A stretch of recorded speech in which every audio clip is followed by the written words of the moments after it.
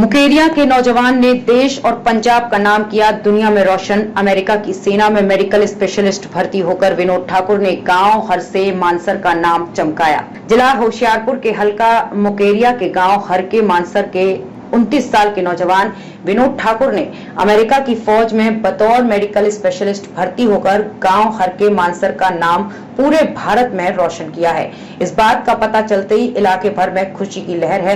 विनोद ठाकुर की इस उपलब्धि पर उनके घर बधाई देने वालों का तांता लगा हुआ है। इस विषय पर अधिक जानकारी देते हुए विनोद ठाकुर के पिता रविंदर कुमार का कहना है कि विनोद बहुत ही ज्यादा मेहनती और पढ़ाई में होशियार था और 2 साल पहले अमेरिका गया था। विनोद की प्राथमिक पढ़ाई गांव मानसर में ही हुई थी और उसके बाद उसने हिमाचल के कॉलेज में अपनी बीटेक मैकेनिकल की ग्रेजुएशन पूरी की।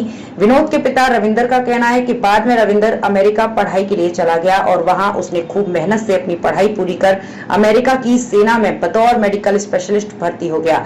जब विनोद ने हमें फोन पर पहली बार यह खुशखबरी सुनाई तो हमारे पूरे परिवार की खुशी का कोई ठिकाना नहीं था। वहीं विनोद ठाकुर की माता प्रोमिला देवी और बहन एकता ठाकुर का कहना है कि विनोद की इस कामयाबी में उसकी लगन और मेहनत है, क्योंकि विनोद बाकी लड़कों से बिल्कुल अलग था और सिर्फ अपनी पढ़ाई के प्रति बहुत गंभीर था। वहीं विनोद के माता पिता ने पंजाब के बाहर रह रहे सभी नौजवानों को ये संदेश दिया है कि यदि आप अपने भविष्य के प्रति गंभीर हैं तो अपने लक्ष्य के लिए खूब मेहनत और लगन से काम करो, कामयाबी जरूर मिलेगी।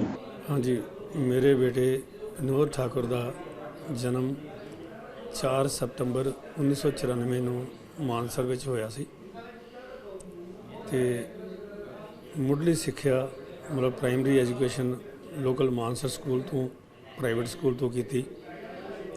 ਫਿਰ 5ਵੀਂ ਤੋਂ 10ਵੀਂ ਤੱਕ STN ਬਾਲ ਵਿਦਿਆ ਨਿਕੇਤਨ ਪੰਗਾਲਾ ਤੇ +1 +2 non medical SPN college Mukerian ਤੋਂ ਕੀਤਾ। And thereafter he has done BTech in mechanical engineering from Arni University, Himachal Pradesh, Kangra. And after that he joined Gammon India construction company as a plant engineer. And he has done his duty as a plant engineer in Bangalore and Bihar. And 3 ਸਾਲ engineer की job करने तो बाद वो USA चला गया। US जाके उसने आर्मी की ट्राई की, आर्मी के टैसट में उन्होंने क्लीयर किया तो आर्मी वाले ने उन्होंने कहा कि तू ज्वाइन कर। उन्हें कहा कि नहीं, मेरी सिस्टर की शादी है, मैं बाद ज्वाइन कराँगा। फिर वो घर आके सिस्टर की शादी करके गया तो उन्हें ज्वाइन किया।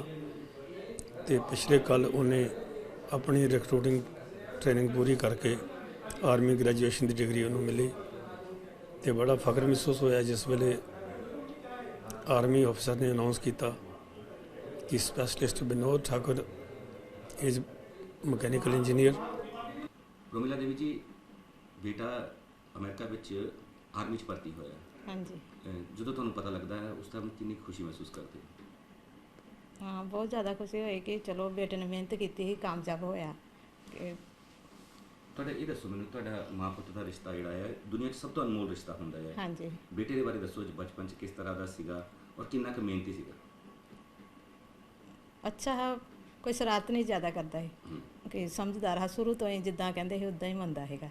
ਇਹ ਬਾਕੀ ਬੱਚਿਆਂ ਲੇਖਾਂ ਜ਼ਿਆਦਾ ਜਾਂਦਾ ਨਹੀਂ ਬਾਹਰ, ਜਿੱਦਾਂ ਲੜਾਈ ਝਗੜੇ 'ਚ ਕਿਸੇ ਗੱਲ 'ਚ ਨਹੀਂ ਜਾਂਦਾ, ਬਸ ਪੜ੍ਹਨ ਨਾਲ ਤੇ ਜਿੱਦਾਂ ਮੰਮਾ ਨੇ ਕਹਿਣਾ ਉੱਦਾਂ ਹੀ ਕਰਨਾ। ਹਾਂਜੀ, ਤੇ ਜਾਂ ਜੋ ਆਖਣਾ ਆ ਉਹ ਹੀ ਮੰਨਣਾ ਆ, ਉੱਦਾਂ ਸ਼ਰਾਰਤੀ ਨਹੀਂ ਜਿੱਦਾਂ ਬਾਕੀ ਬੱਚੇ ਕਰਦੇ। ਤੇ ਹੁਣ ਤੁਸੀਂ ਦੱਸੋ ਕਿ ਹੋਰ ਬੱਚੇ ਪੰਜਾਬ ਦੇ ਕਈ ਉੱਥੇ ਵਿਦੇਸ਼ਾਂ 'ਚ ਧਰਤੀ 'ਤੇ ਰਹਿ ਕੇ ਮਿਹਨਤ ਕਰ ਰਹੇ ਆ ਨਾ, ਹਾਂਜੀ, ਕੀ ਸੰਦੇਸ਼ ਤੁਸੀਂ ਦੋਗੇ ਉਹਨਾਂ ਬੱਚਿਆਂ ਨੂੰ ਤੇ ਉਹਨਾਂ ਮਾਵਾਂ ਨੂੰ? ਹਾਂ, ਕਿ ਬੱਚਾ ਜਿਹਦਾ ਪੜ੍ਹਨਾ ਚਾਹੁੰਦਾ, ਜੋ ਕਰਨਾ ਚਾਹੁੰਦਾ ਉਹਨੂੰ ਕਰਨ ਦਿਓ।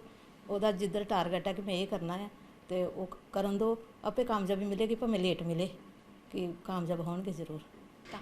ਇੱਕ ਤਾਂ ਕਿਸ ਤਰ੍ਹਾਂ ਦਾ ਮਹਿਸੂਸ ਕਰ ਰਹੇ ਹੋ ਜਦੋਂ ਪਤਾ ਲੱਗਾ ਕਿ ਬ੍ਰਦਰ ने एडा बड़ा अचीवमेंट हासिल की? बड़ा प्राउड फील हो रहा, बहुत खुश हैं आप सारे कि अक्सर फॉरन च जाके इन्नी बड़ा अचीव करना बड़ा टफ होंदा है, लेकिन उन्होंने अचीव किया मम्मा पापा के एफर्ट्स से ब्रदर के हार्डवर्क नाल इत्थों तक पहुँचे। अच्छा लग रहा। इतने दसो कि ਤੁਹਾਡਾ ब्रदर सिस्टर का एक रिश्ता जो है काफ़ी नटखट, बचपन के बारे कुछ दसो कि जो तुहानूं याद होवे अपने ब्रदर के बारे कि किस तरह का सीगा ਤੁਹਾਡਾ ब्रदर? ਲਵਿੰਗ ਬੌਂਡ ਹੀ ਸਾਡਾ। ਲੜਾਈ ਵੀ ਹੁੰਦੀ ਆ ਆਪਸ ਵਿੱਚ, ਲੜਦੇ ਵੀ ਹੈ ਹੀ, ਲੇਕਿਨ ਪਿਆਰ ਵੀ ਬਹੁਤ ਹੀਗਾ। ਕੁਕਿੰਗ ਵੀ ਕਰਦੇ ਹੈ ਮੇਰੇ ਲਈ, ਈਵਨ ਮੇਰਾ ਬੈਗ ਵੀ ਚੁੱਕ ਕੇ ਸਕੂਲ ਚੱਲ ਜਾਂਦੇ ਹੈ, ਕਿਉਂਕਿ 4 ਇਅਰਸ ਦਾ ਗੈਪ ਹੈ। ਬ੍ਰਦਰ ਸਿਸਟਰ 'ਚ ਬੜਾ ਪਿਆਰ ਹੀ ਸਾਡੇ 'ਚ। ਜਦੋਂ ਐਡੀ ਵੱਡੀ ਖੁਸ਼ਖਬਰੀ ਮਿਲਦੀ ਹੈ, ਸਭ ਤੋਂ ਫਸਟ ਰਿਐਕਸ਼ਨ ਕਿਸ ਤਰ੍ਹਾਂ ਦੀ ਪਰਿਵਾਰ ਵਿੱਚ?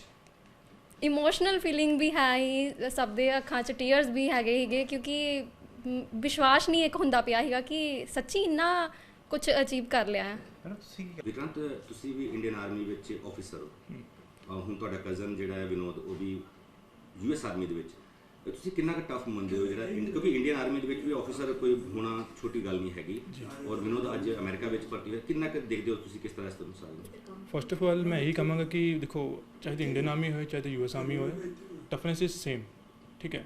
And the second part is joining the force itself need a lot of mindset, tough mindset in your mind that you have made, and you think that you wanted to join that force, चाहे Indian है चाहे USD है।